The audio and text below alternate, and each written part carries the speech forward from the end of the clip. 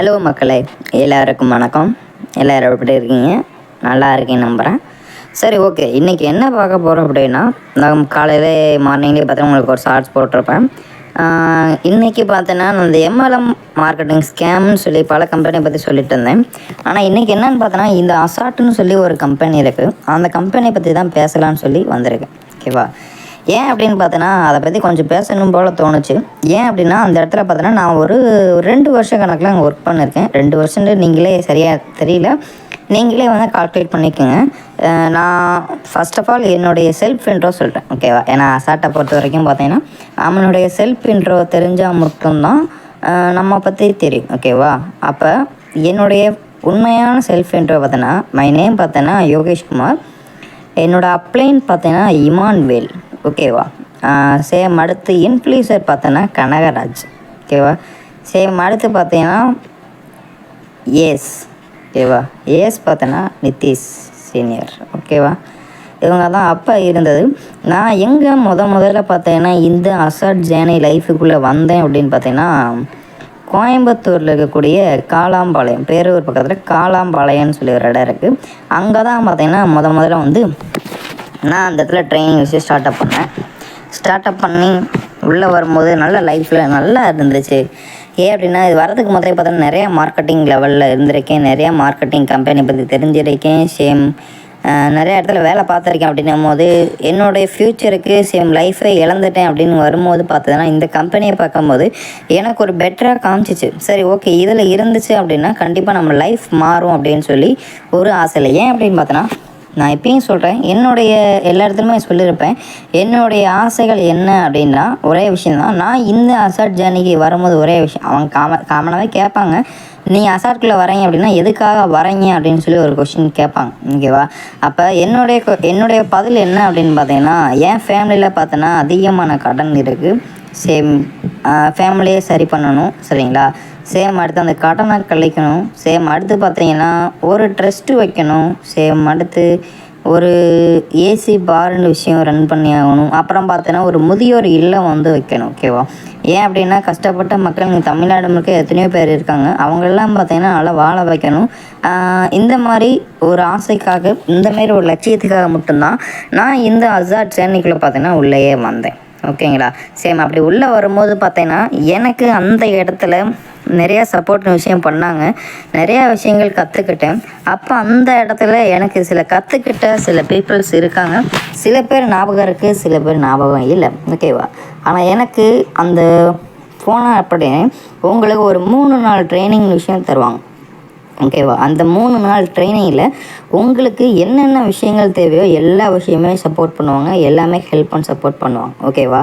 அப்போ இந்த இடத்துல எனக்கு ஃபஸ்ட்டு காலையில் பார்த்திங்கன்னா அட்வைசர் கிளாஸ் முடியும், மதியானம் பார்த்தீங்கன்னா 5 சிஸ்டம் கிளாஸ்னு விஷயம் நடக்கும். ஓகேவா? அந்த சிஸ்டம்ன்றது நம்ம அந்த கம்பெனிக்கு வந்து ஒரு 10 சிஸ்டம் இருக்குது.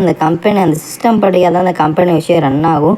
அப்படி ரன் ஆனால் மட்டும்தான் எந்த ஒரு இடமும் பார்த்தீங்கன்னா எந்த ஒரு இடத்துலையும் ப்ராப்ளம் வராமல் சரியாக கொண்டு போகிறதுக்காக மிஸ்டர் எம்டி ரோஷன் சிங் வந்து சரியாக வந்து அவர் கண்டுபிடிச்சிருக்காரு அந்த சார் வந்து. ஓகேங்களா? அவருக்கு முதல்ல ஒரு தேங்க்யூ சொல்லணும். அப்போ எனக்கு அந்த 5 சிஸ்டம், அந்த 10 சிஸ்டத்தில் 5 சிஸ்டம் ஃபஸ்ட்டு யார் சொல்லிக் கொடுத்தாங்க அப்படின்னு பார்த்தீங்கன்னா, இன்றைக்கி சேலம் ட்ரைனிங் சென்டரில் பார்த்தோன்னா ஒரு ஏஸாக இருக்கார்.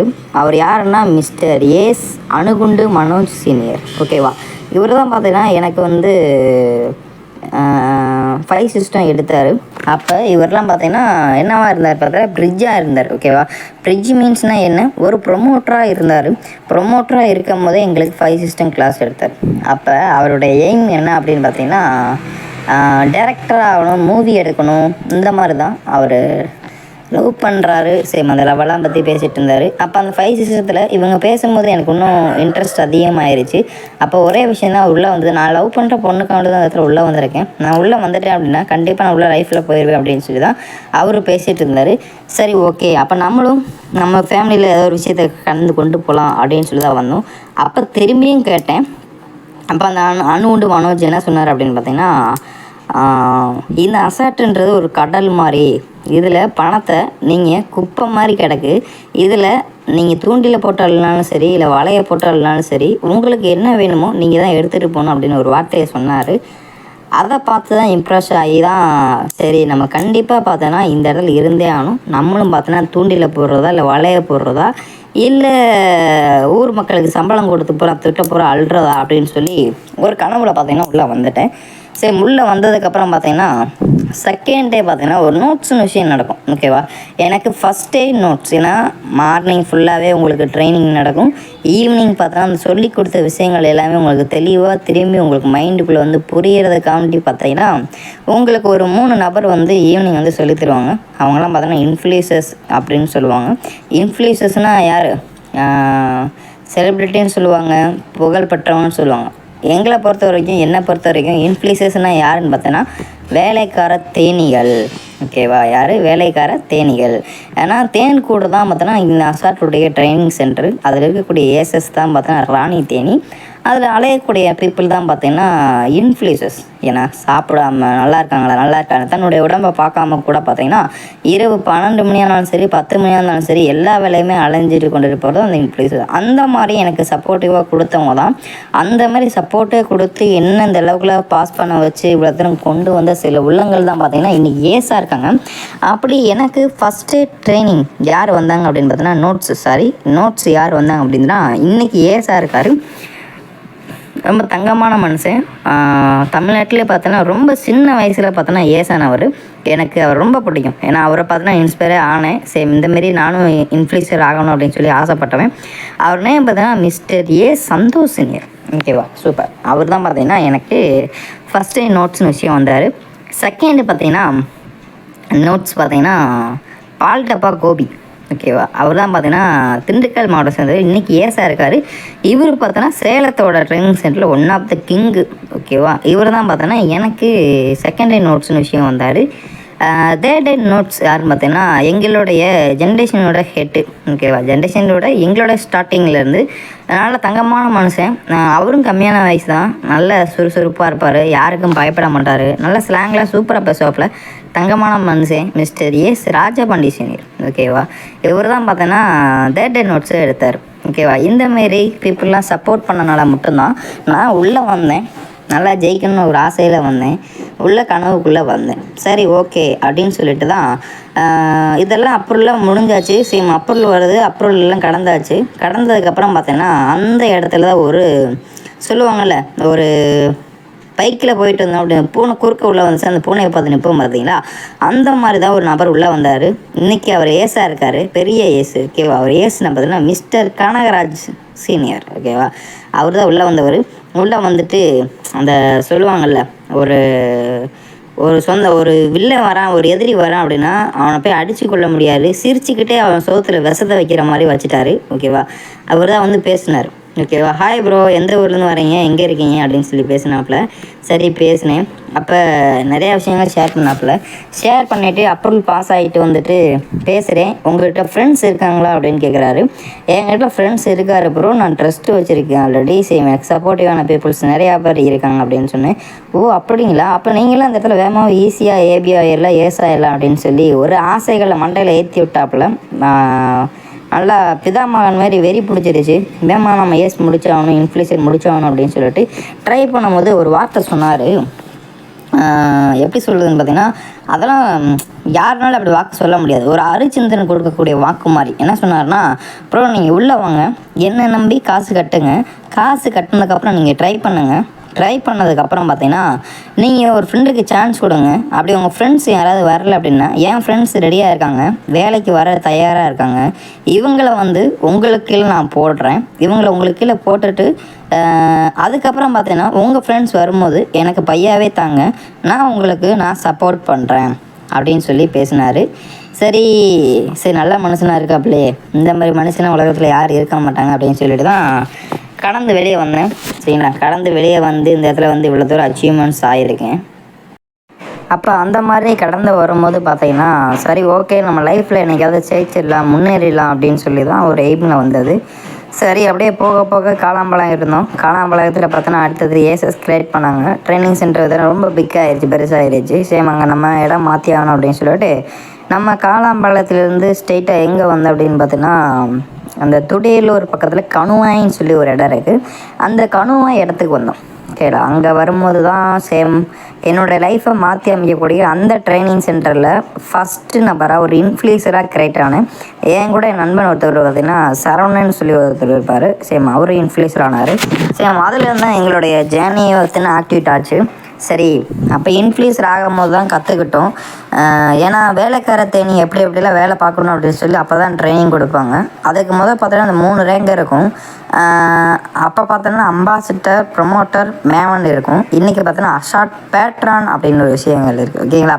அதை தாண்டி பார்த்தோன்னா அசாட் கோல்டுன்னு விஷயம் இருக்குது. அதில் கிட்டத்தட்ட சில ரேங்க்ஸ் அதிகமாகவே இருக்குது. ஒரு 10-15 ரேங்க் கணக்கில் 20 ரேங்க் கணக்கில் நிறையாவே இருக்குது.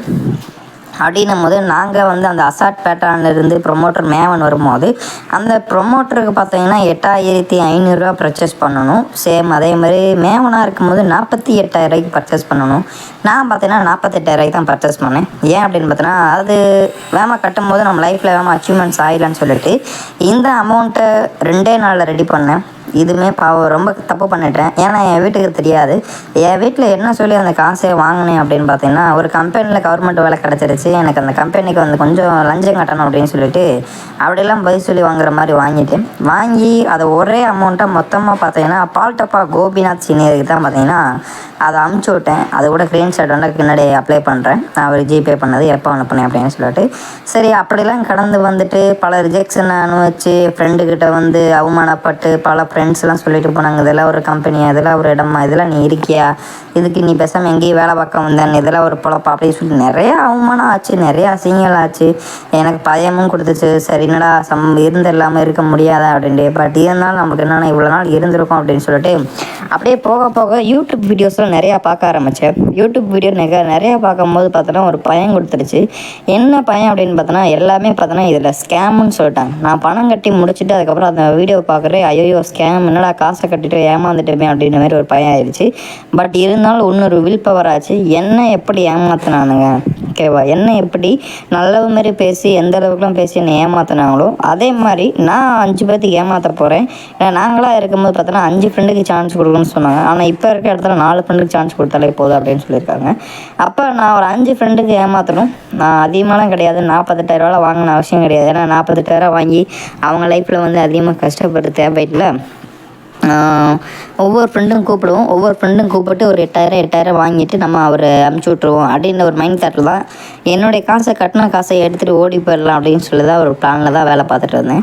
சரி, வேலை பார்க்கும்போது பார்த்தோன்னா நான் 5 ஃப்ரெண்டுக்கு 6 ஃப்ரெண்டே கொடுத்து முடிச்சுட்டு 6 ஃப்ரெண்டு கொடுக்கும்போது பார்த்தோன்னா என் ரேங்க்கு பார்த்தோன்னா இன்ஃப்ளூயன்சராக மாறிடுச்சு. அப்போ இன்ஃப்ளூயன்சராக மாறும்போது எனக்கு ஃபஸ்ட் டைம் இன்கம் எவ்வளோ வந்துச்சு அப்படின்னு பார்த்தோன்னா ஒரு 24,000 வந்துச்சு. இந்த 24,000 எங்கே வரும்போது பார்த்தோன்னா கோயம்புத்தூரில் பார்த்தோன்னா துடியலூர் பக்கத்தில் பார்த்தோன்னா கணுவாயின்னு சொல்லி ஒரு இடத்துல தான் எனக்கு வந்துச்சு, ப்ரமோஷன் ஆச்சு. அப்போ தான் யோசித்தேன். நான் அது வரைக்குமே அந்த இன்ட்ரெஸ்ட் இல்லாமல் சும்மா தான் பண்ணிகிட்டு இருந்தேன். சரி, இவ்வளோ தூரம் நல்லா இருக்கே, அமௌண்ட் நல்லா வருது, இதுக்கப்புறம் தான் நல்லா சம்பாதிக்கணும் அப்படின்னு சொல்லிட்டு அப்புறம் இன்ஃப்ளூயன்சர் ஆனேன். எனக்கான பசங்களை எல்லாமே க்ரியேட் பண்ணேன். பட் அந்த பசங்களுக்கு எனக்கு ஒரு விவாதங்கள்லாம் வந்துச்சு. அப்போ என்னை நம்பி வந்த பசங்க அது முத்து, லிங்கேஷ், கண்ணன் அப்படின்னு சொல்லி நிறையா மாரி பசங்களாம் இருந்தாங்க. அவங்க எல்லாமே பார்த்தோன்னா வெளியே போயிட்டானுங்க. அப்புறம் பார்த்தோன்னா சரி ஓகே அப்படின்னு சொல்லிட்டு நம்ம இன்ஃப்ளூயன்சர் ஆகிட்டோம். அது வரைக்குமே நாங்கள் யார்கிட்ட இருந்தோம்னா இன்றைக்கி ஏசாக இருக்கக்கூடிய கனகராஜ் ரூமில் தான் இருந்தோம். அப்போ என்னுடைய டீம் சைஸ் பார்த்தோன்னா அந்த இடத்துல ஒரு 10-15 பேர் இருந்தாங்க. சின்ன சின்ன ப்ராப்ளத்தினால கிளம்பி போயிட்டாங்க. அப்போ அங்கேருந்து தனியாக ரூம் எடுத்து தருவாங்க. ஒரு இன்ஃப்ளூயன்சர் ஆகிட்டாலே தனியாக உனக்குன்னு ரூம் எடுத்து கொடுத்துருவாங்க. அந்தமாரி தான் நானும் ஒரு இன்ஃப்ளூயன்சர் ஆகிட்டு ரூம் எடுத்து வெளியே வந்தேன். ரூம் வெளியே எடுக்கும்போது பார்த்தோன்னா எல்லாமே நல்ல நல்ல ரூம் இருக்கும். ஆனால் எனக்கு ரூம் எடுத்து கொடுத்தாங்க ஒரு பாலடைஞ்ச கோட்டை, ஒரு குப்பைக்குள்ளே எப்படி இருக்கும் சரிங்களா, அது தெரிஞ்சு போனாரா பழைய எடுத்தாரான்னு தெரியல. ஒரு குப்பை கிடங்குக்குள்ளே எப்படி இருக்குமோ அந்த மாதிரி ஒரு கிடங்குல எடுத்தார். அதுக்குள்ளே தான் ஒரு 5 பசங்களோட வந்தோம். நாங்கள் அங்கே வந்து தான் ஃபஸ்ட் டைம் இருக்கோம். சரி, அப்போ ஒரு ரூம் எடுக்கிறோம் அப்படின்னா கண்டிப்பாக அந்த இடத்துல என்ன சப்போர்ட் பண்ணுவாங்க அப்படின்னா அந்த ரூமுக்கான காசும் கொடுப்பாங்க. சேம் உங்களுக்கான ஒரு 10 நாளைக்கு ஒரு 15 நாளைக்கு கொஞ்சம் அமௌண்ட்டு வர்றதுக்காண்டி கொஞ்சம் கையில் செலவுக்கான அமௌண்ட்டு கொடுப்பாங்க. இல்லை பொருட்கள் இதெல்லாம் வாங்கி தந்துட்டு போவாங்க, அரிசி பருப்புலாம் வாங்கி தந்துட்டு போவாங்க. அந்த மாதிரிலாம் எங்களுக்குலாம் எதுவுமே பண்ண கிடையாது. வெறும் ஒரு 10,000 ஒரு ரூம் எடுத்து அந்த ஓட்டை விட பின்னாடி பாம்பு தொல்லை இருக்கும், கொசுக்கடி இருக்கும், குப்பைமேடு இருக்கும். அந்த மாதிரி ஒரு பில்டிங் எடுத்து கொடுத்துட்டு போயிட்டார். சேம் ஒரு பாத்திரம், ஒரு பழைய பாத்திரம், ஒரு பழைய அடுப்பு, இந்த மாதிரி விஷயத்த எங்களுக்கு கொடுத்துட்டு போயிட்டார். அப்போ பழைய பொருளை கொடுத்துருக்காரு அப்படின்னா, அப்போ எங்கள் ரூமில் எங்கள் பசங்க எவ்வளோ பேர் ரூம் ரெண்ட் கொடுத்துருப்பாங்க. அப்போ அந்த ரெண்டெல்லாம் அவர் என்ன பண்ணியிருப்பான்னு யோசிச்சு பாருங்கள். எல்லாமே அவர்கிட்ட தான் இருந்துச்சு. அப்போ அந்த ரூமை விட்டு வெளியே வரும்போதும் பார்த்தோன்னா அந்த ரூமுக்கு ஒரு அட்வான்ஸ் கொடுக்கணும். அந்த அட்வான்ஸில் பார்த்தோன்னா என் பசங்கக்கிட்ட பாதி காசு, என்கிட்ட ஒரு பாதி காசு இருந்துச்சு. இதெல்லாம் பார்த்தீங்கன்னா ஒரு 7,000 கணக்கு பார்த்தோன்னா அவர்கிட்ட கொடுத்துட்டு தான் வந்தோம். சரி எல்லாமே விட்டுட்டு வெளியே வந்துடும்.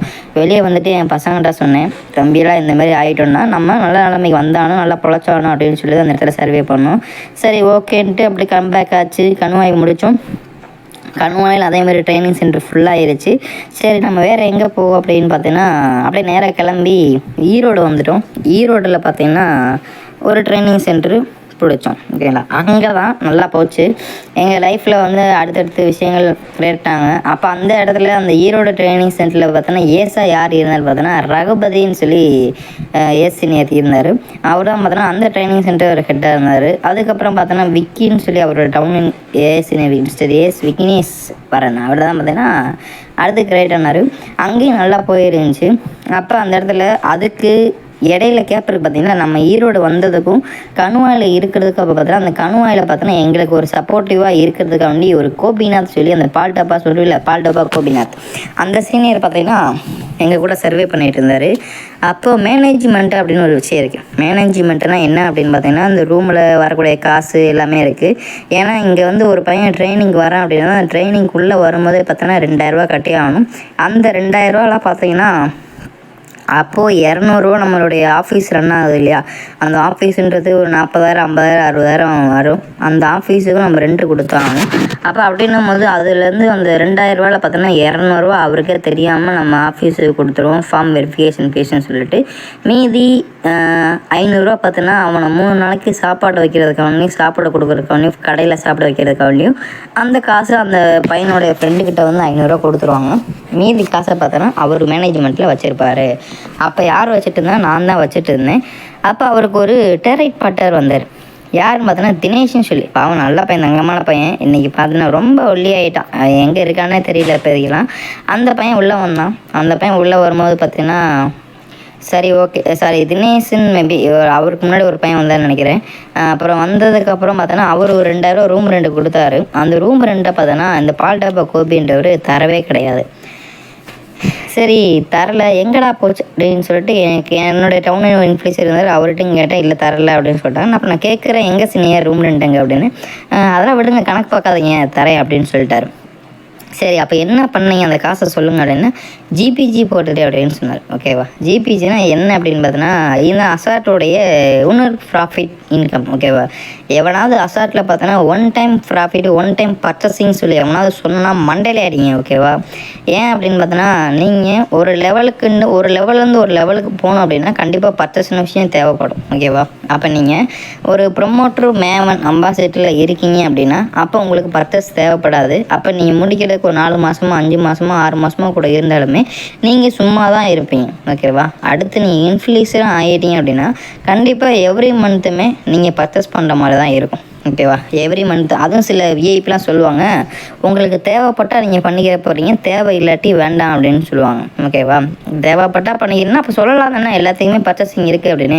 இப்போ நான் ஒரு இன்ஃப்ளூயன்சராக இருக்கேன், எனக்குள்ள ஒரு 40 இன்ஃப்ளூயன்சர்ஸ் இருக்காங்க, எனக்குள்ள ஒரு 100 டீம் சைஸ் இருக்குது அப்படின்னா அப்போ எனக்குள்ள சேல் ஓடுது. ஓகேவா, அப்போ இந்த ஜிபிஜின்னு என்னென்னு பார்த்தீங்கன்னா எனக்குள்ள சேல் வரக்கூடிய சேலை அந்த காசை நம்ம எடுக்கணும் அப்படின்னா எனக்கு அந்த ஜிபிஜி ஒரு 2,000 நான் ஆக்டிவேட் பண்ணால் மட்டும்தான் எனக்கு கீழே இருக்கக்கூடிய காசு வந்து எனக்கு வரும். ஓகேவா, நான் 2,000 போட்டு அந்த ஜிபிஜி ஆக்டிவேட் பண்ணலாட்டி பார்த்தீங்கன்னா எனக்கு அந்த காசு வருமானா கண்டிப்பாக வராது. அப்போ நான் எனக்கு டீம் சைஸ் இருக்குது அப்படின்னா அப்போ கண்டிப்பாக எல்லா மந்த்தும் நான் சேல் ஓடிட்டுருக்கேன். அப்போ எல்லா மந்த்தையும் நான் பர்ச்சேஸ் பண்ணி தானே ஆகணும். அப்போ பர்ச்சேஸ் பண்ணுறேன் அப்படின்னா கண்டிப்பாக அதாவது என்னது எவ்ரி மந்த்து நம்ம பர்ச்சேஸ் பண்ணுற மாதிரி இருக்காங்க. இதில் யார் ஒன் டைம் பர்ச்சேஸ் விஷயம் சொல்கிறாங்க. சரி, இன்றைக்கி ஒரு பையன் டீம் இல்லாத ஒரு பையன் அவள் வேண்டாம் பண்ணுறான், பண்ணாமல் கூட போகிறான். சொல்கிறாங்களே விருப்பம் இருந்தால் பண்ணுங்கள், விருப்பம் இல்லாட்டி போங்க அப்படின்னு. ஓகேவா?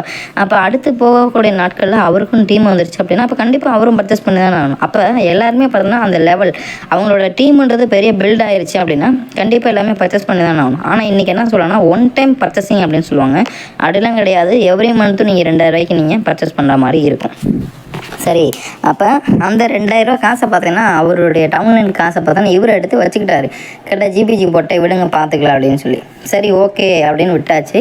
அப்புறம் கணுவாயிலேருந்து ஈரோடு வீடு மாறணுமா. அப்போ வீடு மாறும்போது பார்த்தோன்னா எங்களுக்கு ஹெட்டாக இருந்தது பார்த்தீங்கன்னா கனகராஜ் சீனியரும் கோபிநாத் சீனியரும் தான் எங்களுக்கு ரூமெல்லாம் பிடிப்பாங்க. என்ன பண்ணுது எது பண்ணுது அப்படின்னு சொல்லி.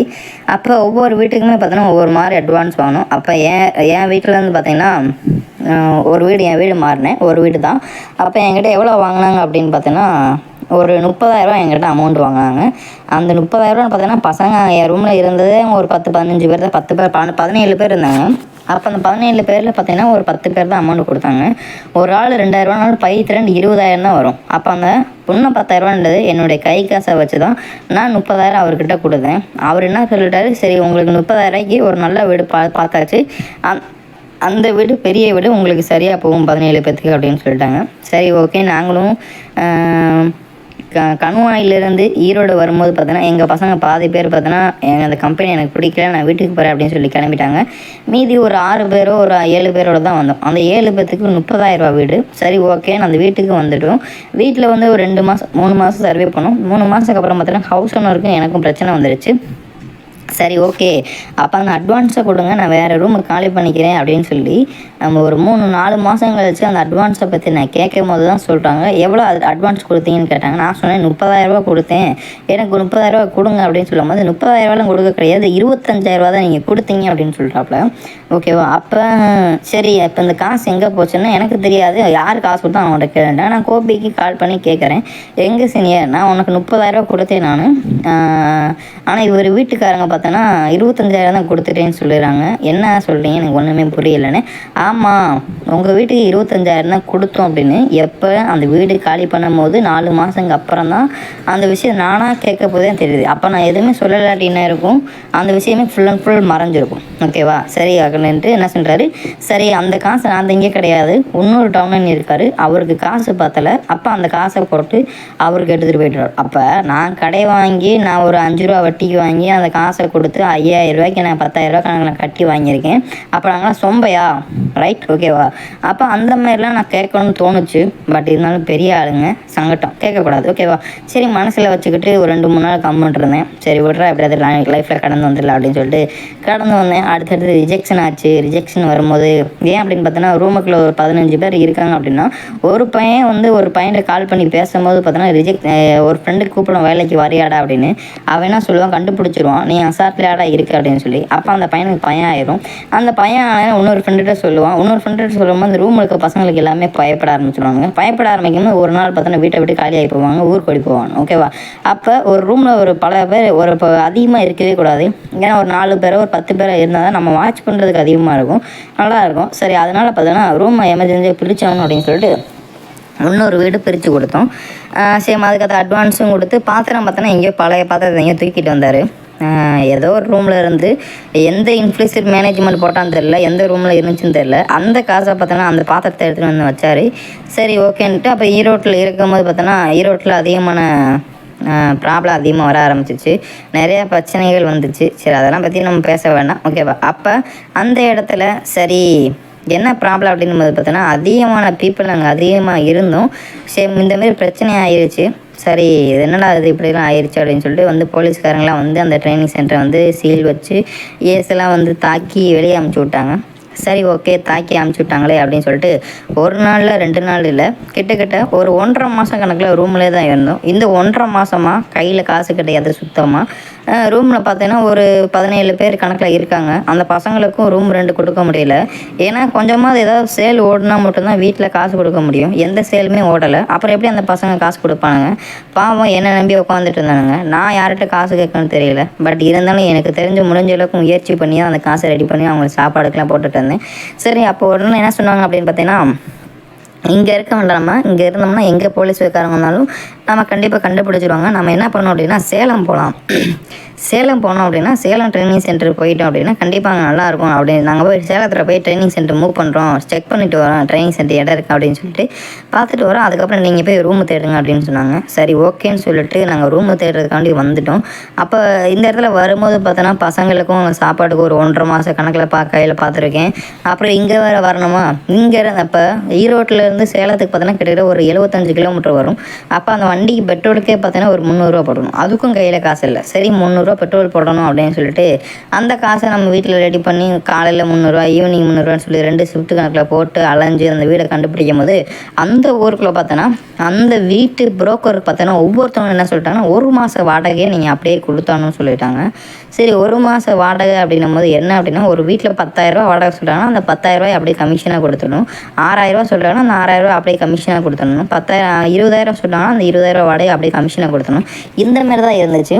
நாங்கள் போகிற இடமா பார்த்தோன்னா சுற்றி போலீஸ்காரங்க தான் இருந்தாங்க, கோட்ரஸ் தான் எல்லாமே இருக்காங்க. அப்போ அந்த இடத்துல போய் நாங்கள் வந்து அசாட்டில் இருக்கோம், இந்தமாரி மார்க்கெட்டிங் பண்ணிகிட்ருக்கோம் அப்படின்னு சொன்னால் கண்டிப்பாக வீடு தர மாட்டாங்க. ஓகேவா?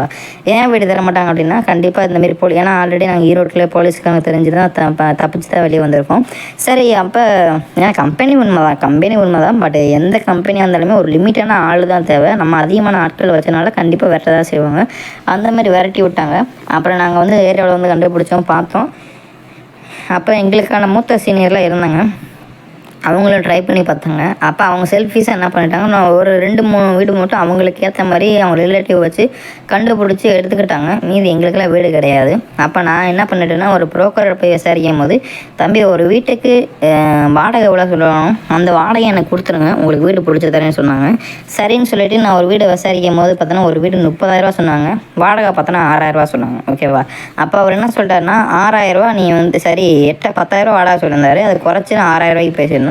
அப்போ பார்த்தோன்னா அந்த 6,000 எங்களுக்கு ஒரு கமிஷனை கொடுத்துருங்க ஒரு வீடு பிடிச்சி கொடுத்ததுக்கு அப்படின்னு சொல்லி இந்த மாதிரி பார்த்தோன்னா ஒரு 3 வீடு பிடிச்சிருந்தோம். 3 வீடுக்குமே பார்த்தோன்னா ஒரு வீட்டுக்கு 6,000, ஒரு வீட்டுக்கு 8,000 கமிஷன் கொடுத்தாங்க. அப்போ 6,000 வீட்டுக்கு அட்வான்ஸ் பார்த்தோன்னா 30,000, அப்புறம் 8,000 கமிஷன் கொடுத்த வீட்டுக்கு பார்த்தோன்னா அதுக்கு ஒரு 30,000, அப்புறம் இன்னொரு வீட்டுக்கு பார்த்தோன்னா 5,000 கமிஷன் கொடுத்த இடத்துல பார்த்தோன்னா அந்த வீட்டுக்கு பார்த்தோன்னா 20,000. ஓகேவா? அப்போ 30, 60 இதில் ஒரு 20, 70,000, 70, 80,000 சேம். அடுத்து இவங்களுக்கு ஒரு 6,000 கொடுத்துருக்கல, கிட்டத்தட்ட பார்த்தோன்னா ஒரு 90,000, ஒரு 95,000, 1,00,000 கணக்கு வந்துச்சுன்னா இங்கே இருந்திருக்கு. ஓகேவா?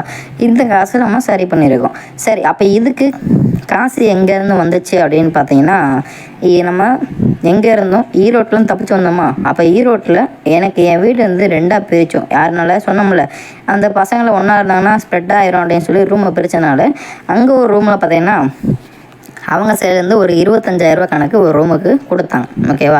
சரி நம்ம சைடில் பார்த்தோன்னா காசு இருக்கா அப்படின்னு பார்த்தோன்னா காசு வந்துச்சு. பட் நம்ம ஆல்ரெடி 1 மாதம் எங்கள் வீட்டில் தங்கியிருக்கோம்ல, அப்போ அவங்களுக்கு சாப்பாடு வேணுமா, நான்வெஜ் வேணுமா, அது வேணுமா, இது வேணுமா, நிறையா இல்லை ஓசியிலே போகும், தண்ணியில் கிடைக்காது. ஓகேவா? அப்போ அதெல்லாம் காசு கொடுத்துருக்கோம்ல, அப்போ அந்த மேனேஜ்மெண்ட்லாம் பார்த்தோன்னா அதுக்கும் செலவாயிடுச்சு. சரி அதுலேருந்து வரும்போது நம்மக்கிட்ட ஒரு 20,000 கணக்கு நம்மக்கிட்ட வந்துச்சு. அப்போ 20,000 ப்ளஸ் அவங்க ஒரு 25,000 கொடுத்தாங்க. ஓகேவா? அப்போ மொத்தம் சேர்த்து எவ்வளவு, 45,000. ஓகேவா? 45,000 கை காசு நம்மக்கிட்ட இருக்குது.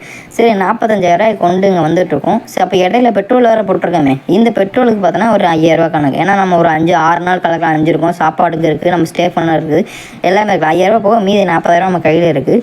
இந்த 40,000 ஒரு வீட்டுக்கு அட்வான்ஸு மொத்தமாகவே கேட்டுறாங்க, 30,000 கொடுத்தாங்க அப்படின்னு சொல்லிட்டு. சரின்னு ஒரு வீட்டுக்கு 30,000 போலதான் 25,000 கொடுத்துட்டேன். மீதி 5,000 மட்டும் நாங்கள் வீட்டுக்கு வந்ததுக்கப்புறம் தரோம், வீட்டுக்குள்ளே குடியேறினதுக்கப்புறம் தரோன்னு சொல்லிட்டு விட்டாச்சு. அப்போ 40,000 30,000 போக மீதி எவ்வளோ இருக்குது, மீதி 10,000 இருக்குது. இந்த 10,000 5,000 எங்கே போயிடுச்சு, அந்த புரோக்கர் அந்த வீட்டுக்கு முடிச்சு கொடுத்த புரோக்கருக்கு 5,000 கொடுத்துடணும். அப்போ முடிஞ்சுங்களா, மீதி 40,000 எல்லாமே முடிஞ்சு. அப்போ நம்மக்கிட்ட கையில் காசு கிடையாது. பட் நம்ம என்ன பண்ணணும், எமர்ஜென்சி வீடெல்லாம் மாற்றி ஆகணும். அதனால் பார்த்தோன்னா இன்னொரு வீடு பிடிக்கணும். அந்த இன்னொரு வீடு விசாரிக்கும் போது பார்த்தோன்னா அந்த வீட்டுக்கு பார்த்தோன்னா 30,000 அட்வான்ஸு, 7,000 புரோக்கர் காசு கொடுக்கணும்னு சொல்லிட்டாங்க. கையில் காசு கிடையாது. அப்போ நான் என்ன பண்ணணும் அப்படின்னு பார்த்தோன்னா என்கிட்ட இருந்த கொஞ்சம் கொஞ்சம் திங்ஸ்லாம் சேல் பண்ண ஆரம்பித்தேன். அப்புறம் என் வீட்டில் கொஞ்சம் வாங்கினேன், என் ஃப்ரெண்ட்ஸ்கிட்ட கொஞ்சம் வாங்கினேன். எவ்வளோ வாங்கினேன் அப்படின்னு பார்த்தீங்கன்னா, அதில் ஒரு 60,000 கணக்கில் வாங்கினேன். 60,000 வாங்கி இந்த வீட்டுக்கு ஒரு 30,000 அட்வான்ஸு, அந்த வீட்டுக்கு ஒரு 20,000 அட்வான்ஸு, மொத்தம் 50,000. அப்புறம் இவங்களுக்கு ஒரு 7,000 புரோக்கர் காசு, இவங்களுக்கு ஒரு கை காசு. அப்போ மொத்தம் என் கை காசு உள்ள எவ்வளோ கிடக்கு, ஒரு 60,000 70,000 உள்ள கிடக்கு. அதுலேருந்து அங்கே ஈரோட்டிலேருந்து வண்டி வாடகை இங்கே வரும்போது பார்த்திங்கன்னா ஒரு 2,000 நம்ம இப்போ திங்ஸ் எல்லாம் பொருளெல்லாம் ஏற்றிட்டு வந்திருக்கு. ஒரு 2,000 2,500 வந்துச்சு. அதில் எனக்கு ஒரு 1,000, இன்னொரு பையனுக்கு ஒரு 1,000 சொல்லி ஷேரிங்கில் இருந்துச்சு. சரி, அப்போ என்ன பண்ணிட்டோம், நம்ம கடந்துட்டோம். அப்போ கடந்து வரும்போது என்ன அலர்ட் பண்ணாங்க அப்படின்னு பார்த்தோன்னா, ஆல்ரெடி நம்ம போலீஸ்லாம் தப்பிச்சு வந்திருக்கோம். இந்த ஊருக்குள்ளே பார்த்தோன்னா சுற்றி கேமராவாக இருக்குது. கொஞ்ச நாளைக்கு கூட்டத்தை காட்டாமல் தெளிவாக பார்த்து பொறுமையாக போங்க அப்படின்ற மாதிரிலாம் சொன்னாங்க. சரி, நாங்கள் இன்ஃப்ளூயன்ஸராக இருந்தோமா, எங்களோட கடமை என்னது, வேலைக்கார தேனி தானே, சரி அலைஞ்சலைஞ்சு கொண்டு போகணும் தானே, சரி அந்த மாதிரி அலைஞ்சலைஞ்சு கொண்டு போவோம் அப்படின்னு சொல்லிட்டு பசங்கள்லாம் பார்த்துட்டு, அப்போ நாங்கள் இந்தமாரி மார்க்கெட்டிங் வச்சுருக்கோம், இந்தமாரி மார்க்கெட்டிங்கில் ஒர்க் பண்ணியிருக்கோம் அப்படின்னு சொல்லி வீடு கட்டணும்னா கண்டிப்பாக கிடைக்காது. அப்போ நாங்கள் என்ன சொல்லிட்டு இருந்தோம் அப்படின்னா, நாங்கள் புதுசாக ஒரு இன்ஸ்டியூட் ஆரம்பிக்கிறோம், புதுசாக நாங்கள் படிக்க வந்திருக்கோம், ஃபேஷன் டிசைனிங் படிக்க வந்திருக்கோம், இப்படிலாம் சொல்லி தான் வீடு பிடிச்சோம். ஏன்னா அப்போ தான் வீடெல்லாம் கம்மியாக தருவாங்க, அப்போ தான் காய்கறி கடையெல்லாம் கம்மியாக இருக்கும், அப்போ தான் பக்கத்து வீட்டுக்காரங்களாம் கம்மியான விலையில் தருவாங்க. அப்போ நாங்களாம் என்ன சாப்பிடுவோன்னு பார்த்தோன்னா, வெறும் 5 ரூபா 10 ரூபாய்க்கு ரேஷன் அரிசி வாங்கி தான் சாப்பிட்டுட்டு இருந்தோம். அதை தான் இப்போ வரைக்கும் சாப்பிட்டுட்டு இருக்கோம். ஏன்னா எங்களுடைய கஷ்டம் எங்களுக்கு தானே தெரியும். சரி, அந்த மாதிரி சாப்பிட்டுட்டு தான் கடந்து வந்துட்டு இருந்தோம். அப்போ இந்த அளவுக்கு பல நாட்கள் கடந்து வந்துச்சு. சரி, நான் 3 வீடாக கொண்டு வந்தது. அடுத்து 2 வீடாக எக்ஸ்ட்ரா பிரித்தேன். எக்ஸ்ட்ரா பிரிக்கும் போது பார்த்தோன்னா, இந்த வீட்டில் பார்த்தோன்னா காசு இல்லை, ஒரு 10,000 தான் இருந்துச்சு. ஆனால் ஹவுஸ் ஓனர் என்ன பண்ணுறாரு, நீங்கள் 5 பேர்த்துக்கு மேலே வீட்டில் இருந்தீங்க அப்படின்னா வீட்டை காலி பண்ணிடுவேன் அப்படின்னு சொன்னாங்க. ஏன்னா நம்ம எல்லா வீட்லேயுமே என்ன சொல்லி வாங்குறோன்னா, ஒரு 5 பேர் தான் இருப்போம், 6 பேர் தான் இருப்போம்னு சொல்லி தான் ஒரு வீட்டை நம்ம பிடிப்போம். ஆனால் அந்த வீட்டுக்குள்ளே நமக்கு தான் தெரியும், ஏன்னா கையில் காசு கிடையாது நம்மக்கிட்ட. 6 பேர்னு சொல்லிட்டு அந்த வீட்டில் ஒரு 10 பேரை வச்சுருப்போம், ஒரு 12 பேரை வச்சுருப்போம். இந்தமாரி தான் கடந்து வந்தோம். இந்தமாரி தான் நம்ம லைஃப்பில் ஜெயிச்சிடலாம் அப்படின்னு சொல்லிட்டு வந்துட்டு பேச்சு வாங்கிட்டு வந்துட்டு அசிங்கப்பட்டுட்டு இந்தமாரிலாம் கடந்து வந்துட்டு இருந்தோம். சரி, இப்படியே கடந்து போயிட்டுருக்கும் போது ஒரு கொஞ்ச நாள் போச்சு, ஒரு 2-3 மாதம் போச்சு. 2-3 மாதம் போனதுக்கப்புறம் பார்த்தோன்னா, எல்லா ஏசஸுமே நல்லா பழக ஆரம்பித்தாங்க. சரி, நான் நல்லா பழக ஆரம்பித்ததுக்கப்புறம் பார்த்தோன்னா, அப்புறம் அங்கே இருக்கும் போது சில வார்த்தைகள் பார்த்தீங்கன்னா முதுகு பின்னாடி பேச ஆரம்பித்தாங்க. ஓகேவா? அப்போ நான் ஒரு நாள் ஒரு சின்ன விபத்தாயிருச்சு, சின்ன ஒரு பேச்சுவார்த்தையில் சண்டைகள் வந்துடுச்சு. அப்போ சண்டைகள் வரும்போது என்ன சொல்லிட்டாங்க அப்படின்னு பார்த்தோன்னா, நீங்கள் அங்கே இருந்தீங்கல்ல, ஏன்னா என்னுடைய பசங்கள் என்னோட டவுனின்னு பார்த்தீங்கன்னா இன்ஃப்ளூயன்சர்ஸ் இருக்காங்க, அவங்களுக்குலாம் பார்த்தீங்கன்னா ரிவார்டு கொடுத்தா மட்டும்தான் கண்டிப்பாக அடுத்தது வேலையை பார்ப்பாங்க. ஓகேவா? இன்றைக்கி ரிவார்டுன்றது அது கனகராஜை பார்த்தா கற்றுக்கிட்டேன். ஏன்னா அவர் பார்த்தோன்னா அவங்களோட டவுனின்ஸ் பார்த்தோன்னா நிறையா பேத்துக்கு மாதத்துக்கு ஒரு வாட்டி, 2 மாதத்துக்கு ஒரு வாட்டி, 3 மாதத்துக்கு ஒரு வாட்டி அந்த இன்கம்மை வச்சு ஏதாவது சாப்பாடு வாங்கி போட்டு அவனை அடிமை மாரி போட்டு அப்படியே மயக்க வச்சுருப்பார். அந்த மாதிரி நானும் ஒருத்தர் தான் அந்த அடிமையில், ஏன்னா எனக்கும் சாப்பாடு வாங்கி கொடுத்துருக்காப்புல. அப்போ அந்த மாதிரி நம்ம என்னோடய டவுனின்ஸ்க்கு வந்து நல்லா கொடுக்கணும், நல்லா சாப்பிட்ணும், அப்போ தான் அவங்க நல்லா வேலை செய்வாங்க அப்படின்னு சொல்லிட்டு தான் இந்தமாரிலாம் சாப்பிட கூட்டு போகலான்னு சொல்லிட்டு ஒன் டே நைட்டு பார்த்தீங்கன்னா வெளியே கூட்டு போனோம். ஒரு 3 பேர் 4 பேர் கணக்கில் வெளியே போனோம். அன்றைக்கு தான் சேலத்தில் பார்த்தோன்னா ட்ரைனிங் சென்டர் ஒர்க் பண்ணிகிட்டு இருக்கும்போது சேலத்தில் நைட்டு ஒரு சாயந்தரம் ஒரு 6 மணி 7 மணி போல், சரி சேலத்துக்கு போய் எதாவது சாப்பிட்டு வரலாம், சேலம் RR பிரியாணி எங்கேயாவது சாப்பிட போகலாம் அப்படின்னு சொல்லிட்டு கிளம்பி போயிட்டு இருந்தோம். கிளம்பி போயிட்டு பார்த்தீங்கன்னா சேலம் சிங்சன் கிட்ட பார்த்தீங்கன்னா முதலமைச்சர் வராரு அப்படின்னு சொல்லிட்டு எல்லாத்தையும் விரட்ட ஆரம்பிச்சிட்டாங்க. நாங்கள் இங்கிட்டும் திரும்ப முடியல, அங்கிட்டும் திரும்ப முடியல. ஐயோ போலீஸுக்காரங்க ஃபுல்லாக விரட்டிட்டாங்களே அப்படின்னு சொல்லிட்டு, தம்பியை நீங்கள் 2 பேரும் நடந்து வாங்கடா, நாங்கள் 2 பேரும் அங்கிட்டு போகிறோம் அப்படின்னு சொல்லிட்டு ரோடை கிராஸ் பண்ணி இந்தமாரி சேலத்தவே மொத்த சிட்டியே நாங்கள் வீட்டுக்கு, ஏன்னா இப்போ அடுத்து சாப்பிட போகிற மைண்ட் செட்டே போயிடுச்சு. ஓகேவா? சரி, நம்ம சாப்பிடலாம் முடியாதுரா, எப்படியாவது வண்டியை திருப்பி வீட்டுக்கு போனால் போதும், நம்ம ரூமுக்கு போயிட்டோன்னா ஒன்றும் பிரச்சனை கிடையாதுரா, முதல்ல வீட்டுக்கு போகல அப்படின்னு ஒரு பயத்திலே இந்த பக்கம் போகிறதா அந்த பக்கம் போகிறதான்னு தெரியாமல் முண்டி சுற்றி எங்கே போயிட்டோன்னா சேலத்தோட பழைய பஸ் ஸ்டாண்டுக்கு போயிட்டோம்.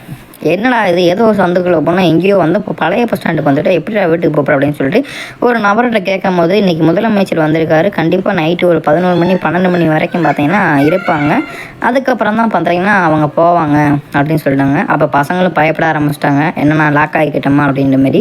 சரி ஓகேடா, வெயிட் பண்ணுங்கள், அப்போ அது வரைக்கும் என்ன பண்ண போகிறோம், ஏதாவது ஒரு மூவி வேண்டாம் போவோம், 11 மணிக்குள்ளே முடிஞ்சிடும்ல, முடிஞ்சதுக்கப்புறம் ஃப்ரீயாயிரும், நம்ம வீட்டுக்கு போயிடலாம் அப்படின்னு சொல்லிட்டு அந்த இருந்த பதட்டத்தில் நாங்கள் போலீஸ்காரங்க கண்ணில் தெரிஞ்சிடக்கூடாது, ஏன்னா ட்ரிபிள்ஸ் வந்திருக்கோம், ஃபோர்ஸ் வந்திருக்கோம், கண்டுபிடிச்சிட்டாங்கன்னா ஃபைன் போட்டுருவாங்க அப்படின்னு சொல்லிட்டு யாரு கண்ணுக்கும் தெரியாமல் நாங்கள் அந்த மூவிக்கு போயிட்டோம். மூவி பார்த்து முடிச்சுட்டு வந்துட்டுருக்கோம்.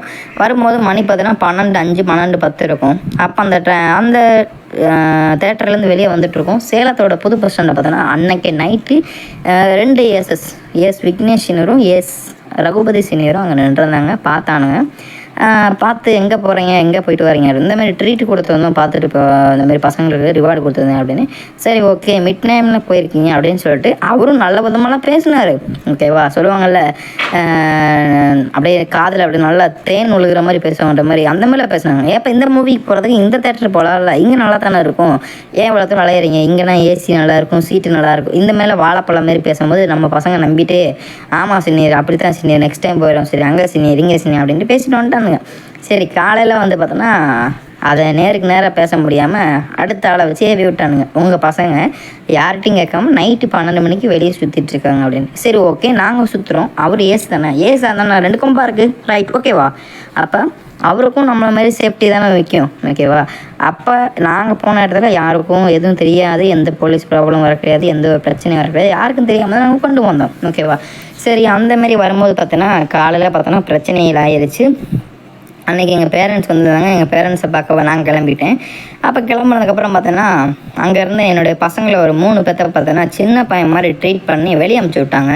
இனிமேல் நீங்கள் ட்ரைனிங் சென்டருக்குள்ளே வராதிங்க, என்கிட்ட சொல்லிட்டா போனீங்க அப்படின்னு. யார் எஜமானியம்மா, யார் கனகராஜன் சொல்லி ஒரு ஏசி இருப்பார், அவர் தான் பெரிய எஜமான். அவர்கிட்ட சொல்லாமல் போனோன்னா ஈகோ டச் ஆகிடும். அப்புறம் அது கீழே வந்து இன்னொரு சீனியர் இருப்பார். அவர் சீனியர் பார்த்தோன்னா அவர் நேம் பார்த்தோன்னா அணுகுண்டு மனோஜ் சீனியர். ஓகேவா, அந்த அணுகுண்டு மனோஜ் சீனியர்ட்டு சொல்லலைன்னு பார்த்தோன்னா அவருக்கும் சின்ன பையன் தான், ஒரு 19-18 வயசு இருப்பான். அவன் சொல்லுவார், இந்த இடத்துல இந்த இண்டஸ்ட்ரியில் பார்த்தோன்னா ஏஜுக்கெலாம் மரியாதை கிடையாது, இங்கே இருக்கக்கூடிய அனுபவத்துக்கும் இங்கே இருக்கக்கூடிய விஷயத்தை கற்றுக்கிட்டவங்களுக்கு தான் நான் மரியாதை கொடுப்பேன், இங்கே இருக்கிற வயசு வித்தியாசமெல்லாம் நான் யாரையும் பார்க்க மாட்டேன் அப்படின்னு ஒரு வார்த்தை சொல்லுவார். ஓகேவா, அப்போ பார்க்க மாட்டேன்னா ஒரு சின்ன கொஸ்டின், இன்றைக்கி ஏஜை பார்க்க மாட்டேன் அப்படின்னு சொல்லுது தானே. இன்றைக்கி நம்ம அப்பா இருக்கார் தானே, அப்பாவுக்கு ஒரு 40 வயசு இருக்குமா, அப்போ அவரை ஏஜை பார்க்காம நீங்கள் வாடாப்படாத மென்ஷன் பண்ணி பேசுவீங்களா? ரைட் ஓகேவா. அப்போ வயசை விட அவங்களோட அனுபவத்தை விட அவங்க வயதையும் பார்க்கணும். அவங்க வயதில் சும்மா சாணி லேட்டு தெரிஞ்சிட்டு இருந்தாங்களா, இல்லை மக்களுக்கு பிரயோஜனமான வேலையெல்லாம் கற்றுட்டு இருந்தாங்களா, இல்லை ஓசி சோறு சாப்பிட்டுட்டு இருந்தாங்களா, அதெல்லாம் பார்க்கணும். ஓகேவா, அப்போ கண்டிப்பாக எல்லாத்துக்கும் ஒரு வயசும் பார்க்கணும், அவங்களுடைய ரேங்க்குக்கும் நீங்கள் பார்க்கணும். ஓகேவா, ஏன்னா சில பேர் ஒருத்தர் வந்து நல்ல டேலண்டடான உள்ள பீப்புள் இருப்பார், டேலண்டடான உள்ள பீப்புள் இதை பற்றி தெரிஞ்ச ஒரு பீப்புள் ஒரு வயசு 40 வயசுக்காரர் இருக்கார். அந்த 40 வயசுக்காரர் புதுசாக அசாருக்குள்ளே வராரு, அசாருக்குள்ளே வரும்போது ஒரு ப்ரொமோட்டர் மேவனில் இருக்கார். அப்போ அவரை போய் நீங்கள் வாடாப்படான்னு பேசுவீங்களா? உங்களுக்கு வயசுக்கு மரியாதை கிடையாது, உங்களோட ரேங்க்குக்கு தான் மரியாதை, அவரை வாடாப்படான்னு சொல்லுவீங்களா? இவங்க ஒரே அடிச்சு விட்டுருவாங்க. ரைட் ஓகேவா. சரி அந்தமாரிலாம் ஒரு ப்ராப்ளங்கள் ஆச்சு. சரி இந்த மாதிரி அன்னைக்கு ஆனால என்ன பண்ணிட்டாங்க, சஸ்பெண்ட் பண்ணிட்டாங்க. எங்களுக்கு தெரியாமல் 12 மணிக்கு நீங்கள் வெளியே போயிருக்கீங்க, நீங்கள் என்ன பண்ணிடணும்னா வீட்டுக்கு கிளம்பி போங்க, நீங்கள் இருக்காதீங்க, இங்கே இருக்காதீங்க, பேசாதீங்க அப்படின்னு. ஓகேவா, அப்போ என் கூட சின்ன பிரச்சனையாயிருச்சு. அப்போ நீங்கள் எங்கே போனீங்க, யார்கிட்ட சொல்லிட்டு போனீங்க அப்படின்னு கேட்கும்போது நான் சொன்னேன், நான் யார்கிட்டையும் சொல்ல கிடையாது, யார்கிட்டையும் போக கிடையாது, ஏன்னா இது வந்து என் பசங்களுக்கு வந்து ரிவார்டு கொடுத்தேன், நீங்கள் தான் சொன்னீங்க உங்கள் டீமை பில்டு பண்ணணும் அப்படின்னா உங்களோட இன்ஃப்ளூயன்ஸருக்கு அப்பப்போ ரிவார்டு கொடுங்க, அவங்கள ஜாலியாக வச்சுக்கோங்க, அப்போ தான் பார்த்தோன்னா நீங்கள் ஒரு நல்ல அளவுக்கு வர முடியும், அவங்களுக்கு வந்து ரிவார்டு கொடுத்தா மட்டும்தான் ஒரு உங்களை மேலே நம்பிக்கை வரும், அப்போ நீங்கள் தான் சொன்னீங்க, அதுபடி நாங்கள் கேட்டோம். அப்போ எல்லாமே உண்மையாக தான் இருக்கும், எல்லாமே சரியாக தான் இருப்போம், நான் யார்கிட்டையும் கேட்கணும் அவசியம் இல்லைல்ல, அதனால் நானும் வந்தேன் சீனியர் அப்படின்னு சொல்லும்போது, ஓ அப்போ நீங்கள் அப்படி இருக்கீங்களா, அப்போ இனிமேல் எங்கள் கம்பெனியில் இடம் கிடையாது, நீங்கள் கிளம்பி வெளியே போங்க அப்படின்னு சொல்லிட்டாங்க. சரின்ட்டு நான் பண்ண தப்பு தான் மன்னிச்சுங்க, ஏன்னா இப்போ வேறு என்னது ஆயுதம் அவங்ககிட்ட தானே இருக்குது, அப்போ நம்ம குத்து வாங்க போகிறோம் அப்படின்னா கொஞ்சம் பொறுமையாக தானே இருக்கணும். சரி ஓகே தப்பு தான் அப்படின்னு சொல்லும்போது, சரி நான் உங்களை பார்த்தோன்னா ஒரு 4 நாள் சஸ்பெண்ட் பண்ணுறேன், சஸ்பெண்ட் பண்ணிவிட்டு அதுக்கப்புறம் பார்த்தோன்னா நீங்கள் உள்ளே வாங்க அப்படின்னு சொன்னாங்க. அந்த சஸ்பெண்ட் பேரில் நான் அங்கே இல்லவே கிடையாது, என்னுடைய பசங்க ஒரு 3 பேர் அங்கே இருந்தானுங்க. ஆனால் நான் இங்கே இருந்தேன்னு சொல்லி அந்த சில்லறத்தனமாக அந்த லேடிஸ் பார்ப்பாங்க பார்த்தீங்கன்னா, ஒரு புறணி பேசுவாங்க பார்த்தீங்கன்னா, அந்தமாரி புறணி வேலையெல்லாம் பார்த்துட்டு என்னை ஊண்டிட்டானுங்க. நான் சேலத்தில் தான் இருந்தேன், நான் இங்கே தான் இருந்தேன் அப்படின்னு. அப்போ நான் இல்லை சீனியர் அப்படின்றேன். அந்த ஒரு சீனியர் இருப்பார்ல, யார் அணுகுண்டு மனோஜ் சீனியர், அவர் ஒரு கொஷின் கேட்குறாரு, நீங்கள் இங்கே இல்லை அப்போ நீங்கள் ப்ரூஃப் பண்ணுங்கள். ஓகேவா, ப்ரூஃப் பண்ணுங்கள், நீங்கள் இங்கே தான் இல்லை அப்படின்னு சொல்லி ப்ரூஃப் பண்ணுங்கள் அப்படின்னா, அப்போ நான் எங்கே போய் ப்ரூஃப் பண்ணுறது? ஓகேவா, சரி இந்தமாரிலாம் வந்துச்சு. சரி சைலண்ட்டாக இருந்துட்டேன். சரி சைலண்ட்டாக இருக்கும்போது சின்ன சின்ன கோவங்கள் வந்துச்சு. கோவங்கள் வரும்போது ஆமாம் எனக்கு பிடிச்ச மாதிரி தான் பண்ணேன்னு சொல்லி நான் கொஞ்சம் திமிராக பேசும்போது பார்த்தோன்னா அவருடைய டைரக்ட் பார்ட்னர் சரிங்களா. டைரக்ட் பண்ணால் கிடையாது, எவனோ ஒருத்தையும் சேர்த்து விட்டு எவனோ ஒருத்தையும் வந்தது. அவருக்கு வந்து ஒரு கோவம் வந்துருச்சு. நானும் ஊருக்காரன் தானே, ஒன்றை மாரி நான் பேச மாட்டேன்னா, நீ நான் பார்ப்போமா, மோதி பார்ப்போமா, இந்த மாதிரிலாம் ஒரு வார்த்தையில் விட ஆரம்பிச்சிட்டாரு. யார் எனக்கு இப்போ அப்ளைனாக இருக்கிறவர். சரி ஓகே, இந்தமாரி ப்ராப்ளம்லாம் வர வேண்டாம் அப்படின்னு சொல்லிட்டு நான் என் பசங்களை கூப்பிட்டுட்டு வெளியே போயிட்டேன். சரி வெளியே போயிட்டு ஒரு 3-4 நாள் இருந்துட்டு நான் ஒரு ஏற்காடுக்கு சேவை அந்த மாதிரி 2 டைம்ஸ் இந்த மாதிரி சுற்றிட்டு இருந்தேன். சரி சுற்றினதுக்கப்புறம் இங்கே வந்ததுக்கப்புறம் சின்ன ப்ராப்ளம் ஆயிடுச்சு. ப்ராப்ளம் இருக்கும்போது அடுத்து என்ன ஃபிக்ஸ் பண்ணிட்டாங்க அப்படின்னு பார்த்தீங்கன்னா, என்ன வெளியே அனுப்பணும்னு ஃபிக்ஸ் பண்ணிட்டாங்க. ஃபிக்ஸ் பண்ணும்போது அடுத்த வார்த்தை என்ன கேட்டாங்க அப்படின்னா, அப்போ அந்த இடையில மனோஜுக்கு கால் பண்ணுறேன், சீனியர் வரலாமா, 3 நாள் முடிஞ்சு சீனியர், நீங்கள் சொன்ன 3 நாள் கழிச்சு வர சொன்னீங்களா அப்படின்றது. ஏதோ ஒரு நாய்க்கு புற போடுவார் பார்த்தீங்களா, அந்த புற போடுற மாதிரி அவர். நான் சொல்லும் போது நீ வாங்க, நான் அவங்க அப்பாட்டி போல், ஓகேவா, அப்பாட்டி ஒய்ஃபு போல், நான் சொன்னா வா, நீ சொன்னால் வராது அப்படின்னு மாரி நான் பேசுவார் போல் அப்படின்ட்டு. சரி விடுன்னு விட்டுட்டேன். சரி அப்படின்ட்டு நானும் டேரெக்டாக வந்துட்டேன். வந்ததுக்கப்புறம் பேசினதுக்கப்புறம் அடுத்த டார்கெட்டு சரி ஓகே, இதை வச்சு நம்மளை பிளாக் பண்ண முடியாது, அடுத்த பிளாக் பண்ணுவோம் அப்படின்னு சொல்லிட்டு அப்போ இந்த இருக்கக்கூடிய மேனேஜ்மெண்ட்டை நீங்கள் காட்டுங்க, ஓகேவா. இங்கே இவ்வளோ நாள் இருந்தீங்கல்ல, இங்கே நம்ம ஈரோட்டிலேருந்து இங்கே வந்திருக்கோம், சேலம் வந்திருக்கோம், சேலத்தில் இருக்க வரைக்கும் மேனேஜ்மெண்ட்டை காட்டுங்க அப்படின்னு சொல்லி கேட்க ஆரம்பிச்சிட்டாங்க. என்கிட்ட மேனேஜ்மெண்ட் நோட்டு கிடையாது, ஓகேவா. ஏன் கிடையாது அப்படின்னு பார்த்தீங்கன்னா, நான் அந்த மேனேஜ்மெண்ட்டை பார்க்குறதே கிடையாது. நான் லாஸ்ட்டாக மேனேஜ்மெண்ட் எப்போ பார்த்தேன் அப்படின்னா, அந்த ஈரோடில் கடைசியாக நம்ம கிடக்கும் போது அந்த ஈரோடு வரைக்கும் நான் பார்த்துட்டு இருந்தேன். ஈரோட்டுக்கு அப்புறம் நம்ம சேலம் வந்துட்டோம் அப்படின்னா, எனக்கு மொத்தம் 4 ரூம் இருக்குது. 4 ரூமே நான் வாட்ச் பண்ணணும். ஒவ்வொரு ரூம்லையுமே 2 இன்ஃப்ளூயன்சர் 3 இன்ஃப்ளூயன்சர்ஸ் இருக்காங்க. அப்போ ஒவ்வொரு பசங்களையும் நான் பார்க்குறதுக்காண்டி விட்டுட்டேன், ஓகேவா. அப்போ என் அப்ரேன்னு சொல்லி ஒருத்தர் இருந்தான். அவன் தான் சொன்னான், நீ எதுக்கும் போய் அலையாத, ஏன்னா நீ ஒவ்வொரு விஷயமா நீ அலைய வந்து கடைசி வரைக்கும் ஒன்றுமே எதிர்பார்த்துட்ருப்பான். அதனால் பார்த்தோன்னா மேனேஜ்மெண்ட்டு அவனவே கொடுத்துரு, அவனவே எல்லா வேலையும் செய்ய விடு. நீ இருந்து பொறுமையாக அந்த வாட்ச் மட்டும் பண்ணு, சரியாக பண்ணுறானா பண்ணலைன்னு மட்டும் வாட்ச் மட்டும் பண்ணு, நீ எந்த ஒரு ஹெல்ப் அண்ட் சப்போர்ட் பண்ணாத அப்படின்னு சொல்லிட்டான். சரி ஓகே, நானும் அவர் சொல்கிறது சரி, சொல்லுவாங்கள்ல நமக்கு மூத்தவங்க சொன்னால் கரெக்டாக இருக்கும் அப்படின்ற மாதிரி, நமக்கு மேலே ரேங்க் சொல்கிறான் அப்படின்ட்டு சரி ஓகேன்னு விட்டுட்டேன். அப்போ எனக்கு இருக்கக்கூடிய ஒவ்வொரு ரூம்லையுமே நான் அலாட் பண்ணிட்டேன். ஏன்னா இனிமேல் உங்களோட மேனேஜ்மெண்ட்டை நான் பார்க்க மாட்டேன், நீங்கள் தான் பார்த்துக்கணும், நான் செக் பண்ண மாட்டேன், மேலே இருக்கவங்க செக் பண்ணுவாங்க, எப்போனாலும் கேட்பாங்க, எப்போனாலும் வைப்பாங்க, சரியாக பார்த்துங்க அப்படின்னு சொல்லிட்டு விட்டுட்டேன். நான் இங்கே ரூமில் இருக்கும்போது பார்த்தோன்னா நான் பார்த்துட்டு இருந்தேன். சேம் அடுத்து பார்த்துட்டு இருக்கும்போது அடுத்தது இன்ஃப்ளூயன்சர்ஸ் கிரியேட் ஆனாங்க. ஒவ்வொரு பசங்களும் இது ரூமை பார்க்க சொல்லி பார்த்துட்டு இருந்தேன்.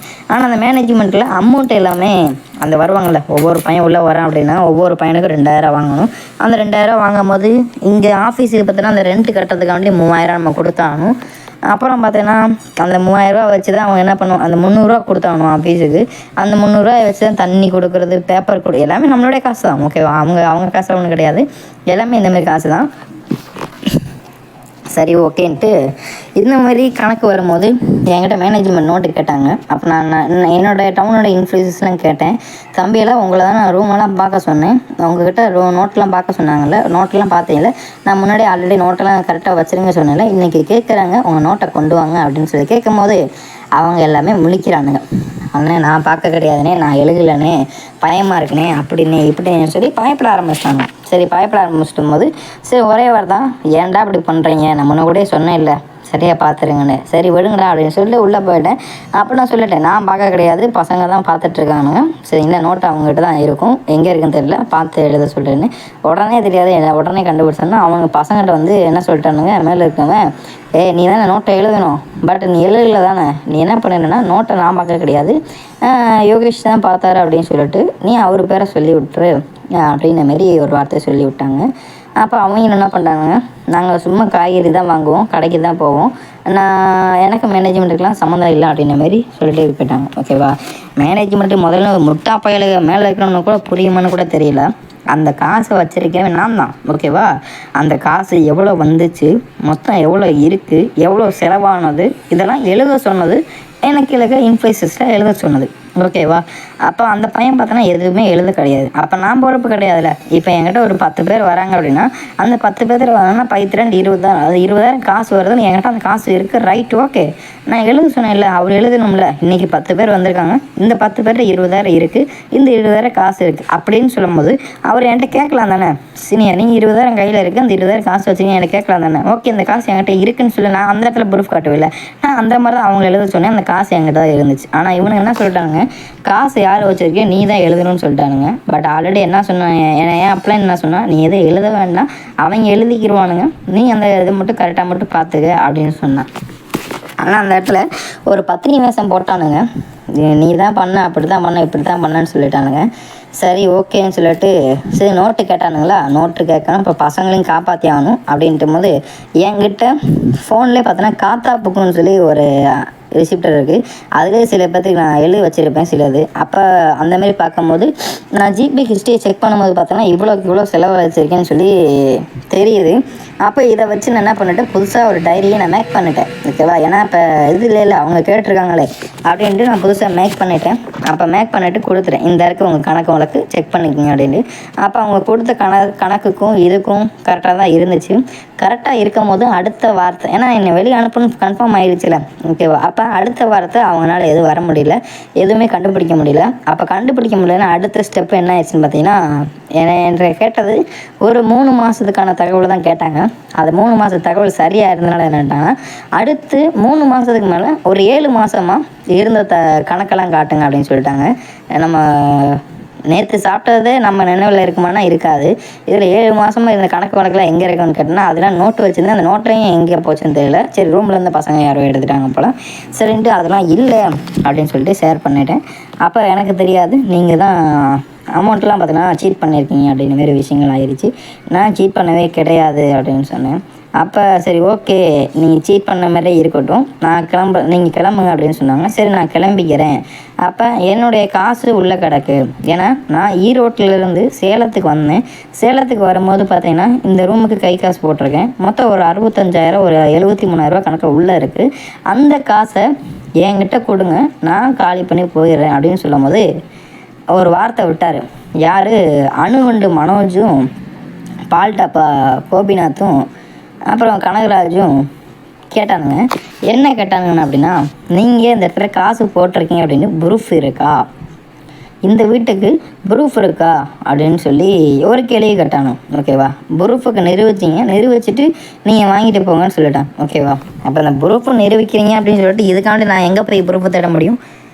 நான் காசு கொடுத்தாச்சு, இந்த இடத்துல வச்சிருக்க எல்லாமே இருக்குது. ஆனால் அவங்க என்ன பண்ணிட்டாங்க, ப்ரூஃபு கம்மி அப்படின்னு சொல்லிட்டாங்க. ஓகேவா, அப்போ அந்த ப்ரூஃப்னு கேட்கும் போது நிறைய விஷயங்கள் இருக்குல்ல.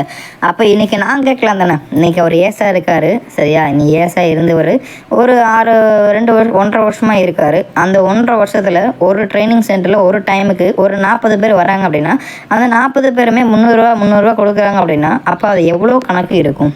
ஓகேவா, இப்போ நான் கெட்டவனாகவே இருந்துட்டு போகிறேன். ஓகேவா, நான் கெட்டவனாகவே இருந்துட்டு போகிறேன். அந்த அமௌண்ட்டை நான் எடுத்துகிட்டு போகிறேனாவே இருந்துட்டு போகிறேன். அது அந்த ஆண்டவனுக்கு தெரியும். ஓகேவா, சேம்.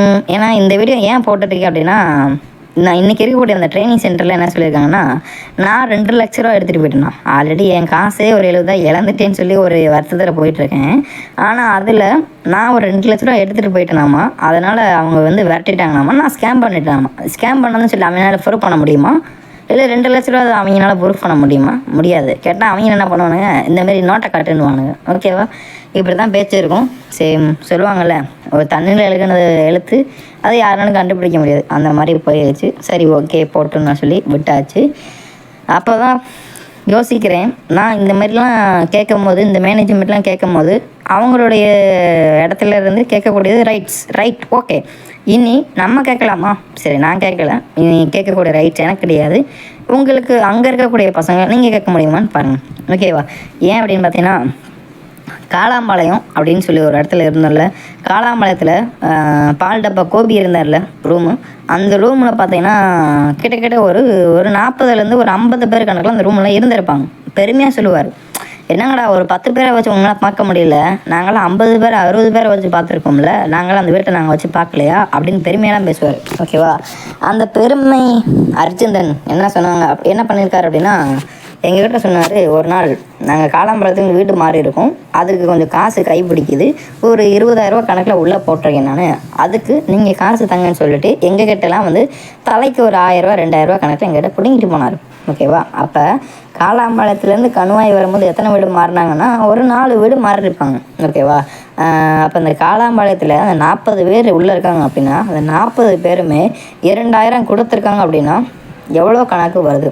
10 பேர்த்துக்கு பயிற்சிலேருந்து 20,000, 20 பேர்த்துக்கு 40,000, அப்போ 40 பேர்த்துக்கு பார்த்தீங்கன்னா 80,000 வருதே. ஓகேவா, 80,000 வச்சு அசால்ட்டு ஒரே வீட்டில் பார்த்தீங்கன்னா ஒரு 3 வீடு எடுத்துருக்கலாமே, இதே ஒரு 80,000, இந்த வீட்டில் ஒரு 30,000, அந்த வீட்டில் ஒரு கிட்டத்தட்ட பார்த்தோன்னா ஒரு 1,40,000 வந்திருக்கு. இந்த 1,40,000 வச்சுக்கிட்டு கண்மாயில் பார்த்தீங்கன்னா காசு இல்லைன்னு சொல்லிட்டு இப்போ 20,000 உள்ளே போட்டிருக்கேன்னு சொல்லி அந்த தான பிரபு பேசியிருக்காரு. அப்போ இதுக்கு அந்த 40 பேர் என்கிட்ட சொன்னாங்க, நான் முன்னாடியே சொன்னேன், இந்தமாரி என் ரூமில் 17 பேர் இருந்தாங்க, அவங்க 2 தர கிடையாது அப்படின்னு. 2 தர கிடையாதுன்னு நான் எப்படி நம்பணும், அவங்க கொடுத்துட்டாங்களே அப்படின்னு சொல்லிட்டாங்க தானே. அதேமாரி அந்த 40 பேர் இப்போ கேட்டிங்கன்னா 40 பேருமே 2 தரல, 10 பேர் தான் தந்தாங்க, நான் மட்டும் ரிசிப்ட் வச்சுருக்கேன், இப்போ போய் கேட்பானுங்க, நீங்கள் வந்து கேட்டு பாருங்கள். அப்படி அந்த ரிசிப்டரை வந்து அவர் சரியாக காட்ட சொல்லுங்கள். அதேமாரி பார்த்தோன்னா ஒன்றுமே தெரியாத மாரி பால் டப்பா மாதிரியே ஆளப்புறம் ஏவி விட்டுருக்கார் ரகுபதி மாஸ்டர். அவர் இருக்கார் பார்த்தீங்களா, அவர்கிட்ட வந்து கேளுங்க. இப்போ வரைக்கும் அந்த ஈரோட்டிலேருந்து இங்கே வரைக்குமே அவர் ட்ரைனிங் சென்டர் ரன் பண்ணிக்கார் தானே. எவ்வளோ ட்ரைனிங் சென்டர் வச்சுருக்கு, எவ்வளோ பீப்புள் வந்திருக்காங்க. ஏன்னா எனக்கு கீழே மட்டுமே பார்த்தீங்கன்னா அங்கே கிட்டத்தட்ட ஒரு 240 பேர் வந்திருக்காங்க. 240 பேர்த்துக்குமே 300 கணக்குனும் போது நிறையா வந்திருக்கு. அப்போ அந்த காசெல்லாம் கணக்கு சரியாக வச்சுருக்காருன்னு கண்டுபிடிங்க. அதெல்லாம் இருக்கான்னு கேட்டு பாருங்கள்.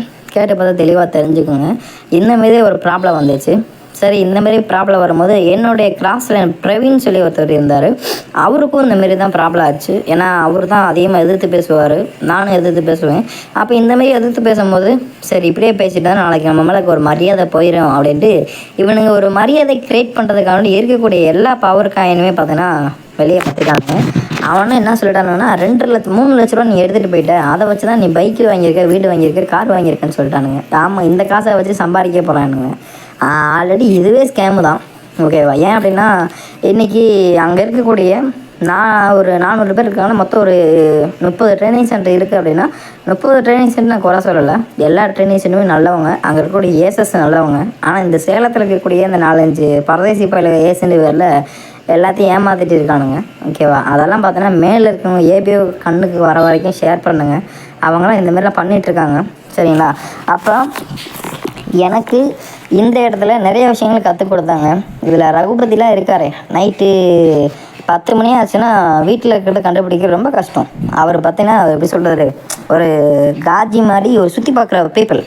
ஒரு கோவிலில் ஆடல் பாடலோ ஒரு ஃபங்க்ஷன் ஆடல் பாடல் நடந்தால் முதல்ல போயிடுவார். அந்த கஞ்சா கருப்பு ஒரு படத்தில் இருப்பார்ல, என்னது ஹேண்ட்பேக்கு பெண்ட் எடுக்கணுமா அப்படின்ன மாதிரி இவர் கிளம்பிடுவார். அதை பற்றி ஒரு டான்ஸ் ஆடுற கிளிப்பெலாம் நான் போடுறேன், சரிங்களா? அதேமாரி பார்த்தீங்கன்னா மனோஜ் பார்த்தீங்கன்னா சேம், அவரெல்லாம் குடிக்க மாட்டார், பத்தினி உத்தமன்லாம் சொல்லுவார்.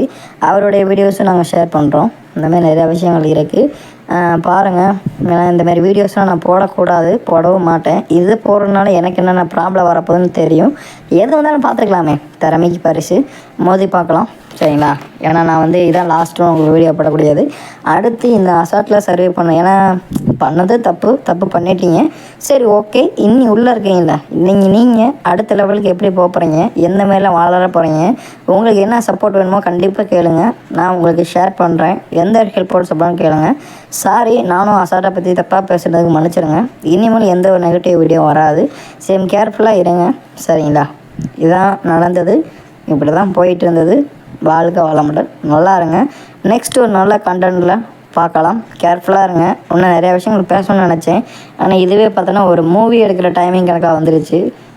நிறைய விஷயங்கள் மறைச்சிட்டேன். தேவைப்பட்டால் சொல்லுங்கள், இன்னும் நிறையா விஷயங்களும் உங்களுக்கு நான் ஷேர் பண்ணுறேன். அடுத்த பீப்புளை எப்படி கூப்பிடுவானுங்க, எந்த இப்படிலாம் வைப்பானுங்க, இதெல்லாம் நிறையா விஷயங்கள் இருக்குது. பட் என்னாலே முடியல, கண்டிஷன் நானும் பேசிகிட்டு இருக்கேன்னா. ஸோ நெக்ஸ்ட் ஒரு நாள் ஒரு வீடியோவில் பார்க்கலாம். நான் இப்போ வரைக்கும் உங்கள் வீடியோ பார்த்துருப்பீங்க. நான் எந்த வீடியோவும் சப்ஸ்கிரைப் பண்ணுங்கன்னு சொல்லவும் மாட்டேன், கமெண்ட் பண்ணுங்கன்னு சொல்லவும் மாட்டேன், ஓகேவா? சேம் அது வந்து உங்களுக்கு பிடிச்சா பண்ணுங்கள், ஓகேவா? பிடிச்சா பண்ணுங்கள், அடுத்தது கண்டென்ட் வேணும்னா பண்ணுங்கள், இல்லாட்டி வேண்டாம், ஒன்றும் பிரச்சனை இல்லை, ஓகேவா? சரியாக பண்ணுங்கள், ஜெய்ஹிந்த். கரெக்டாக எடுத்து கொண்டு போங்க, பிஸ்னஸ் நல்ல அளவுக்கு வாங்க, நல்லா அச்சீவ்மெண்ட்ஸ் பண்ணுங்க, சரிங்களா? இதுதான் நடந்தது. இதை மறைக்கிறதுக்காண்டி ஒவ்வொருத்தனும் ஒவ்வொரு விதமாக போலியிலும் மயக்கிட்டு இருக்கானுங்க. ஏன்னா நேற்று ஒரு என் பையன் கேட்டான், ஏன்னா 2 லட்சத்தை நீங்கள் எடுத்துகிட்டு போயிட்டீங்களாம்ல, நல்லா இருக்கீங்களாம்ல, எப்படின்னா சொல்லியிருந்தேன், நான் எடுத்துகிட்டு போயிடல, இந்த மாதிரி கணக்கு சொல்கிறானுங்க. நம்ம எடுத்துக்க மாதிரி ஆண்டவனுக்கு தான் தெரியும். நம்ம யார்கிட்டையும் போய் அந்த வேஷத்தை போடணும்னு அவசியம் கிடையாது. பார்த்து கேர்ஃபுல்லாக இருங்க. நன்றி, வணக்கம். ஹலோ, வணக்கலை. லாஸ்ட்டாக ஒரு 3 மினிட்ஸுக்கு மட்டும் ஒரு சின்ன வீடியோஸ் போடுறேன். அங்கே இருக்கக்கூடிய ஏசஸ் என்னென்ன நாடகம் ஆடினாங்க, எந்த மாதிரிலாம் என்ஜாய் பண்ணிகிட்டு இருந்தாங்கன்னு ஒரு சில கிளிப் இருக்குது, போடுறேன், பார்த்து என்ஜாய் பண்ணுங்கள். மறந்துடாமல் சப்ஸ்கிரைப் பண்ணுங்கள்.